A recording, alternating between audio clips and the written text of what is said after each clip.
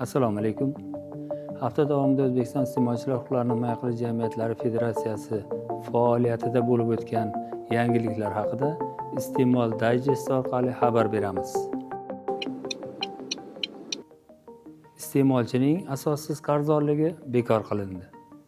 Navoiy viloyatida yashovchi iste'molchi Jizzax shahridagi Imkon savdo markazidan muddatli to'lov asosida xarid qilgan elektromototsiklda nuqson aniqlanib, iste'molchi uni do'konga qaytarib topshirgan bo'lsa-da, shartnoma bekor qilinmay, iste'molchiga 5.500.000 so'm qarzdorlik yuzasidan Majburiy ijro byurosiga undiruvga yuborilgani bo'yicha e'tiroz bildirilgan. Murojaat Jizzax shahar iste'molchilar huquqlarini himoya qilish jamiyati xodimlari tomonidan o'rganilishi davomida ko'rilgan choralar natijasida sotuvchi va iste'molchi o'rtasidagi shartnoma bekor qilinishiga, iste'molchiga yuklatilgan 5.500.000 so'm miqdoridagi asossiz qarzdorlikni bartaraf qilinishiga erishildi. Qarzdorlikning asossizligi qayd etildi.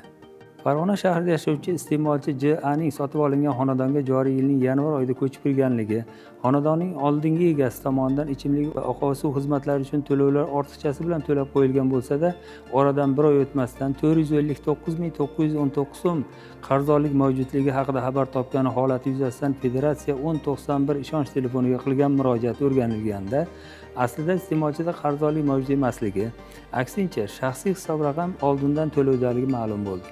Qarzdorlikning yuzaga kelishiga esa iste'molchi xonadonning sobiq egasi tomonidan uzoq vaqt davomida billing bazaga hisoblagich ko'rsatkichlari kiritib borilmaganligi, bunday holatlarda ba'zi o'rtacha iste'mol ko'rsatkichlarini kiritib borish sabab bo'lganligi qayd qilindi. Iste'molchi huquqlari tiklandi. Namangan viloyati Uchqo'rg'on tumanida yashovchi fuqaroning tuman hududidagi bozordan 650.000 so'mga ilgari iste'molda bo'lgan payvandlash uskunasi xarid qilgani, biroq mahsulotni ishlatib ko'rganda nosoz chiqqani, bu haqda sotuvchiga qilingan murojaatda esa rad javobi olingani haqida murojaat o'rganildi. Holat Uchqo'rg'on tuman iste'molchilar huquqlarini himoya qilish jamiyati tomonidan o'rganilib, sotuvchiga amaldagi qonunchilik talablari tushuntirilishi bilan muammo joyida hal etilib, iste'molchiga 650.000 so'm pul mablag'i to'liq qaytarishiga erishildi.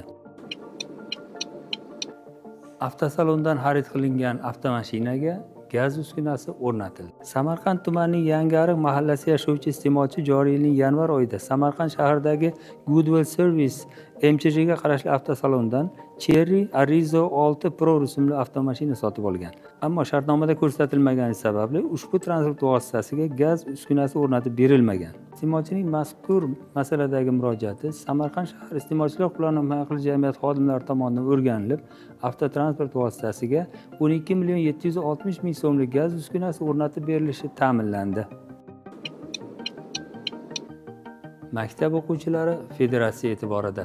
O'zbekiston iste'molchilar huquqlarini himoya jamiyatlari federatsiyasi tomonidan joriy yilning 23-yanvarida yoshlarni qo'llab-quvvatlash maqsadini ko'zda tutuvchi buyruq qabul qilingan edi. Ushbu buyruq asosida Qoraqalpog'iston Respublikasi Mo'ynoq tumani 17-umumta'lim maktabi 10-sinf o'quvchisi Adilbayeva Akmarjon Oralboy qizi, Farg'ona viloyati So'x tumani 11-umumta'lim maktabining 6-sinf o'quvchisi Tabirov Shohjahon Doda Isaqovich, Navoiy viloyati Tomdi tumani 21-umumta'lim maktabi 10-sinf o'quvchisi Janabayeva Aynisa Amirxonovalar federatsiya raisi stipendiyasiga munosib deb topildilar. Belgilangan tartibga ko'ra, ularga joriy yilning mart oyidan boshlab chorak yakunlari bilan 1 million so'mdan stipendiya to'lab boriladi. Bunday qo'llab-quvvatlov o'quvchi yoshlarni bilim cho'qqilariini egallashda yangi marralar sari undab, ularni ilm-fan sirlarini chuqur o'zlashtirishlarida katta turtki vazifasini bajaradi. Murojaat ijobiy hal etildi. Olmaliq shahrida yashovchi fuqaro Yo'lchiboyev federatsiyaning 1091 ishonch telefoniga qo'ng'iroq qilib, o'tgan yilning 12-dekabr kuni shahardagi Ideya do'konida muddatli to'lov asosida stabilizator uskunasini xarid qilganligini, biroq uskuna ishlamaganligi sababli uni 23-dekabr kuni almashtirib berish uchun do'konga qaytargani, do'kon mas'ullari tomonidan uskuna almashtirib berilishi va'da qilinib, olib qolingan bo'lsa-da, iste'molchidan muddatli to'lov grafiki bo'yicha to'lov talab qilinayotganligi, holatdan kelib chiqib uskuna uchun to'lov muzlatib qo'yilmaganidan noroziligini bildirgan. Murojaat Olmaliq shahar iste'molchilar huquqlarini himoya qilish jamiyati mutaxassislari tomonidan o'rganilishi davomida muddatli to'lov shartnomasi bekor qilinib, masalani iste'molchi foydasiga hal etilishiga erishildi. Bayram dasturxonini sifatli va hamyonbop mahsulotlar bilan to'ldiraylik. Aholini arzon sifatli va iste'molga yaroqli mahsulotlar bilan ta'minlash dolzarb masalalardan biri hisoblanadi. Shu nuqtai nazardan O'zbekiston Respublikasi Prezidenti tomonidan mehr-muruvvat, ahillik va shukronalik oyi bo'lgan Ramazon oyida ichki bozorda narxlar barqarorligini ta'minlash hamda dehqon bozorlar va yirik savdo majmualarida hamyonbop oziq-ovqat tovarlari bilan ta'minlangan yarmarkalar tashkil etish bo'yicha topshiriq berilgan edi. Romitan tuman iste'molchilar huquqlarini himoya jamiyati tomonidan tuman dehqon bozorida shu maqsadlarda tashkil etilgan arzonlashtirilgan oziq-ovqat yarmarkasida jamoatchilik nazorati tadbirlari o'tkazilib, oziq-ovqat mahsulotlarining zarur sifatda bo'lishi hamda narxlarni asossiz oshirilishi holatlarini oldini olish yuzasidan monitoring tadbirlari olib borilmoqda.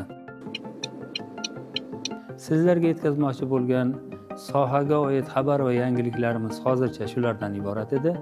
Bizni ijtimoiy tarmoqlar orqali kuzating.